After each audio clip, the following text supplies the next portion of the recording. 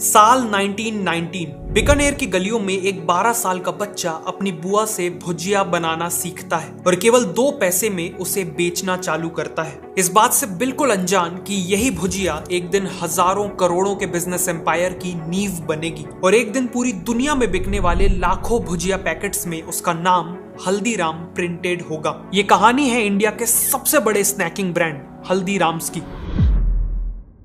हल्दीराम का जन्म 1908 में बीकानेर में एक गरीब परिवार में हुआ था। उनके ग्रैंडफादर भुजिया बाजार में अपनी छोटी सी शॉप में भुजिया बेचते थे और बचपन से ही हल्दीराम को भुजिया में बहुत इंटरेस्ट था। इसीलिए सिर्फ 12 साल की उम्र में उन्होंने हर दिन घंटों मेहनत करके भुजिया मेकिंग प्रोसेस को मास्टर कर लिया और बहुत जल्द अपने ग्रैंडफादर की शॉप में रेगुलरली बैठने लगे। लेकिन वो अपने ग्रैंडफादर की तरह भुजिया से केवल कुछ एक्स्ट्रा पैसे कमाकर सेटिस्फाइड नहीं थे, वो अपने बिजनेस को बढ़ाना चाहते थे। हल्दीराम जो भुजिया बेच रहे थे वो बेसन से बनती थी, लेकिन उन्होंने देखा कि राजस्थान के लोगों को मोठ की दाल बहुत पसंद है। वहां के लोग कई डिशेस में मोठ की दाल यूज करते थे, इसीलिए हल्दीराम ने भी अपनी भुजिया को बेसन के साथ मोठ की दाल मिला के बनाना चालू कर दिया। उनकी ये नई भुजिया लोगों को काफी डिलीशियस लगी और एक इंस्टेंट हिट बन गई। लेकिन वो यहाँ नहीं रुके, उन्होंने रियलाइज किया कि उनकी अभी की भुजिया काफी मोटी और सॉफ्ट है, लेकिन अगर वो इसे थिन और क्रिस्पी बना दे तो कस्टमर्स का ईटिंग एक्सपीरियंस काफी सेटिस्फाइंग बन जाएगा।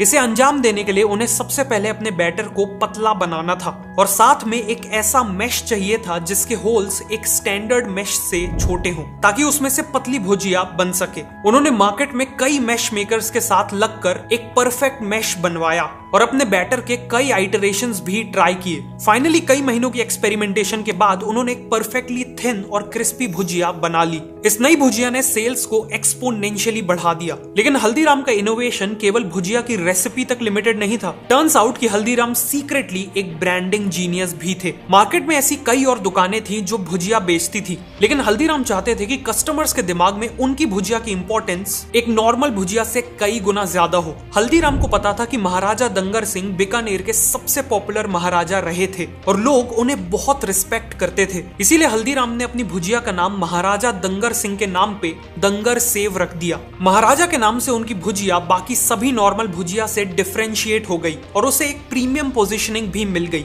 इस नई ब्रांडिंग के साथ उन्होंने प्राइजेस भी बढ़ा दिए और कस्टमर्स ने उस प्राइस को खुशी खुशी एक्सेप्ट भी कर लिया। अगले कुछ सालों में हल्दीराम ने अपने 2 भाइयों के साथ मिलकर बिजनेस को अच्छा खासा एस्टैब्लिश कर लिया था और अब 36 साल की एज में उनकी एक वाइफ और 3 बेटे भी थे। बेहद गरीबी से उठकर आए हल्दीराम के लिए सब कुछ बहुत अच्छा चल रहा था कि तभी 1944 में उनकी लाइफ में एक बहुत बड़ा ट्विस्ट आया। घर की लेडीज के बीच में रिलेशंस बिगड़ने लगे। बात इतनी बिगड़ गई कि फाइनली हल्दीराम को घर छोड़कर अलग होना पड़ा। लेकिन प्रॉब्लम यह थी कि घर के साथ साथ हल्दीराम को बिजनेस से भी अलग कर दिया गया था। जिस बिजनेस को हल्दीराम ने अपनी जी जान लगा के बनाया था, आज उसी बिजनेस से उन्हें एक फूटी कौड़ी तक नहीं मिली और वो रातों रात अपनी फैमिली के साथ सड़क पे आ गए। लेकिन जिम्मेदारियों के चलते उनके पास इमोशनल होने का कोई टाइम नहीं था। हल्दीराम ने जल्द से जल्द अपने आप को संभाला और काम ढूंढने लगे। एक दिन मार्केट में काम ढूंढते वक्त किसी ने उनका नाम पुकारा। जब हल्दीराम ने मुड़कर देखा तो पीछे उनका एक बचपन का दोस्त खड़ा था। उनका ये दोस्त कई सालों बाद बीकानेर लौटा था। हल्दीराम ने उसे अपनी सिचुएशन के बारे में सब कुछ बता दिया। सालों पहले हल्दीराम ने 200 रुपए देके अपने इस दोस्त की मदद की थी और फॉर्चुनेटली उसने ये एहसान भूला नहीं था। उसने उसी दिन हल्दीराम को 100 रुपए लौटा दिए और यही 100 रुपए हल्दीराम के लिए लाइफ लाइन साबित हुए। सबसे पहले तो उन्होंने अपनी फैमिली के लिए एक छोटा सा घर रेंट पे लिया और फिर बिजनेस आइडियाज सोचने लगे। उनकी वाइफ चंपा देवी काफी डिलीशियस मूंग दाल बनाती थी और बीकानेर के लोगों के लिए भी मूंग दाल एक स्टेपल डिश थी। फिर क्या, उन्होंने मूंग दाल का बिजनेस करने का फैसला लिया। उन्होंने बचे हुए पैसों से मूंग दाल, स्पाइसेस और बाकी आइटम्स खरीदे और एक काम चलाऊ किचन भी सेटअप कर लिया। वो दोनों अर्ली मॉर्निंग उठकर मूंग दाल प्रिपेयर करते और फिर हल्दीराम पूरे दिन मार्केट में घूम घूम कर लोकल वर्कर्स और ऑफिस गोयर्स को ये डिश बेचने लगे। कुछ ही टाइम में उन्होंने मूंग दाल के साथ अपने ओरिजिनल पैशन यानी भुजिया को भी बेचना शुरू कर दिया। हार्डवर्क, टेस्ट और क्वालिटी के चलते उनका एक लॉयल कस्टमर बेस बन गया और कुछ ही टाइम में उन्होंने एक छोटी सी शॉप को रेंट पे लेने के पैसे जमा कर लिए। शॉप खोलने के कुछ ही समय में मार्केट में बात फैल गई कि हल्दीराम और उनकी दंगर सेव अब वापस आ चुके हैं। उनकी दुकान में लोगों की लाइन लगने लगी और देखते ही देखते हल्दीराम फिर से लोकल भुजिया किंग बन गए। अगले कुछ सालों में हल्दीराम ने केवल इसी दुकान को ग्रो करने में पूरा फोकस किया, लेकिन फिर 1950s में कुछ ऐसा हुआ जो उनके लिए एक बहुत बड़ा टर्निंग पॉइंट साबित हुआ। हल्दीराम अपने एक दोस्त की बेटी की शादी में कोलकाता गए थे। वहां उन्होंने सभी मेहमानों के लिए भुजिया बनाई थी और जब उन्होंने भुजिया खाने के बाद मेहमानों का रिएक्शन देखा तो वो काफी सरप्राइज थे। उन लोगों को भुजिया इतनी पसंद आ रही थी कि वो तारीफ तो कर ही रहे थे, साथ में हल्दीराम को बल्क ऑर्डर्स भी दे रहे थे। हल्दीराम को समझ आ गया था कि कोलकाता में अपने बिजनेस को एक्सपैंड करना एक बहुत बड़ी अपॉर्चुनिटी है, स्पेशली इसलिए क्योंकि वहां ऐसा कोई बड़ा कंपटीशन था ही नहीं जो भुजिया बेचता हो। 1955 में हल्दीराम ने अपने छोटे बेटे रामेश्वर लाल और अपने सबसे बड़े पोते शिव किशन को कोलकाता में बिजनेस सेटअप करने को भेजा। यहाँ भी उनकी शुरुआत एक छोटे से घर और केवल 8 स्क्वायर फीट की दुकान से हुई। शुरुआत तो स्लो थी, लेकिन इवेंचुअली कोलकाता में भी उनका बिजनेस वर्ड ऑफ माउथ के कारण ग्रो करने लगा और देखते ही देखते वो दिन की 150 से 200 किलो भुजिया बेचने लगे। ऑल्सो बंगालीज को अट्रैक्ट करने के लिए इन्होंने वहां के टेस्ट के हिसाब से बंगाली मिक्सचर नाम की नमकीन लॉन्च की, जो काफी सक्सेसफुल हो गई। अगले 12 सालों में उनकी शॉप 8 स्क्वायर फीट से बढ़कर 25 स्क्वायर फीट की हो गई और बिजनेस भी हर साल डबल हो रहा था। एक बड़ा शहर होने के कारण कोलकाता ब्रांच का बिजनेस अब बीकानेर ब्रांच से भी बड़ा हो चुका था। 1968 तक हल्दीराम के तीनों बेटे सेटल्ड थे। उनके बड़े बेटे मूलचंद बीकानेर का बिजनेस संभालते थे। सतीदास ने फैमिली से अलग होकर इंडिपेंडेंट शॉप्स खोल ली थी और रामेश्वर लाल कोलकाता बिजनेस चला रहे थे। इसे देखते हुए हल्दीराम ने बिजनेस से सेमी रिटायरमेंट ले ली और वो केवल कभी कभी बिजनेस को सुपरवाइज करने के लिए विजिट्स करते थे। बिजनेस ऑलरेडी अच्छा खासा चल रहा था, लेकिन इसके बाद जो हुआ वो हल्दीराम्स की बिजनेस जर्नी में एक सुनहरा चैप्टर साबित होने वाला था। हल्दीराम के सबसे बड़े पोते शिव किशन, जो अभी तक कोलकाता बिजनेस में अपने चाचा के साथ काम कर रहे थे, वो 1968 में नागपुर में हल्दीराम की ब्रांच खोलने का फैसला लेते हैं। नागपुर आके शिव किशन ने देखा कि वहां के लोग बालूशाज, गुजराती पेड़ा, मैसूर पाक और लड्डू जैसे स्वीट्स को बहुत पसंद करते थे। मतलब वहां के लोगों को स्वीट्स तो बहुत पसंद थे, लेकिन अभी तक इन्हें इंडिया के बाकी हिस्सों के स्वीट्स का ज्यादा एक्सपोजर नहीं मिला था। इस अपॉर्चुनिटी को देखते हुए शिव किशन ने नागपुर में भुजिया के साथ साथ अपनी फेवरेट काजू कतली भी बेचना चालू किया। स्टार्टिंग में कस्टमर उसे खरीदने में हेजिटेंट थे, इसलिए शिव किशन अपने कस्टमर्स को फ्री सैंपल्स ऑफर करने लगे। एक बार टेस्ट करते ही लोग काजू कतली के दीवाने होने लगे और डिमांड स्काई रॉकेट कर गई। इस सक्सेस को देखते हुए शिव किशन ने मलाई लड्डू, रसगुल्ला और रस मलाई जैसे स्वीट्स भी ऑफर करना चालू कर दिए और जाने अनजाने यहीं से शुरुआत हुई थी हल्दीराम्स की इंडियन स्वीट इंडस्ट्री में सबसे बड़े प्लेयर बनने की।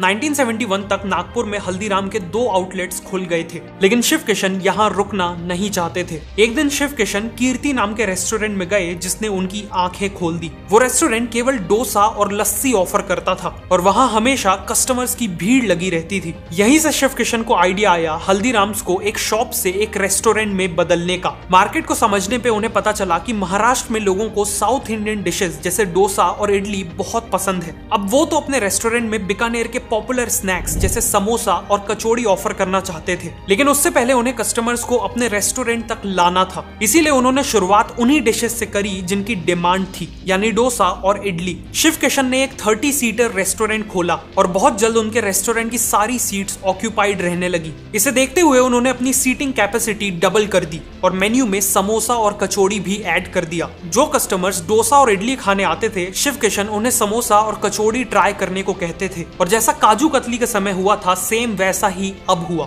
एक बार कस्टमर ने समोसा कचौड़ी टेस्ट कर ली तो उनमें से ज्यादातर लोग उनके रेगुलर कंज्यूमर्स बन गए। अगले कुछ सालों में नागपुर में हल्दीराम्स के मल्टीपल आउटलेट्स खुल चुके थे और इसी के चलते हल्दीराम्स नागपुर में केवल एक भुजिया बिजनेस से बढ़कर एक इंडियन स्नैक्स, स्वीट्स और रेस्टोरेंट बिजनेस में बदल चुका था। 1975 में कोलकाता ब्रांच के रामेश्वर लाल फैमिली बिजनेस स्ट्रक्चर से अलग होके इंडिपेंडेंट हो जाते हैं। एक एग्रीमेंट होता है जिसके अकॉर्डिंग रामेश्वर लाल वेस्ट बंगाल से बाहर बिजनेस नहीं करेंगे और मूलचंद और उनके बेटे वेस्ट बंगाल में एंट्री नहीं लेंगे।